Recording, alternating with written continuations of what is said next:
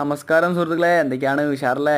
ഞാൻ നാട്ടിലേക്ക് എത്തി. പിന്നെ അതാ ഞങ്ങളത് സ്ഥലത്തോട്ട് പോകട്ടെ രാവിലെ തന്നെ. അപ്പോൾ ഈ മുൻത്തും കൃഷ്ണനും മനസ്സും യാസറും കിരണും എല്ലാവരും ഉണ്ട്. ഞങ്ങളുടെ അങ്ങനെ പോകട്ടെ. ഞാൻ കിരണിൻ്റെ ബാക്കിലിരുന്ന് പറക്കാട്ടോ ചെക്കൻ ജെറ്റ് വിട്ടാരി പോവുക. അവനോട് പതുക്കെ പറയുമ്പോൾ സ്പീഡ് പോവുക.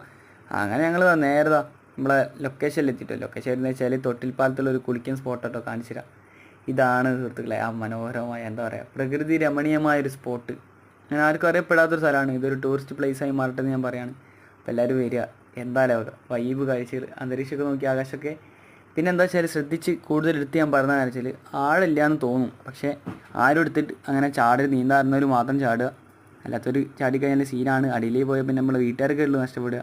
അപ്പോൾ അതൊക്കെ ഓർത്ത് നോക്കിയിട്ട് എൻജോയ് ചെയ്യുക. അങ്ങനെ അതാ വെള്ളത്തിലൊക്കെ ഇറങ്ങി കുളിച്ച് തെറിപ്പിച്ച് വെള്ളമൊട്ട് അടിച്ച് അത് അപൈത കിടക്കുന്നുണ്ടോ മനസ്സൊക്കെ ഉണ്ട്.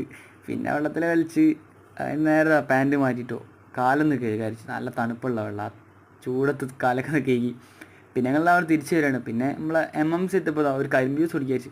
പിന്നെ വയനാട് ഓളോഗ്രാസ് ഇതാ ഒരു ബാസൊക്കെ ഇട്ട് പോകുന്നു. അങ്ങനെ തിരിച്ചു വരികയാണ്. അപ്പം ഇത്രയേ ഉള്ളൂ. ബൈ ഗൈസ്, ടാറ്റാ, നാളെ കാണാം.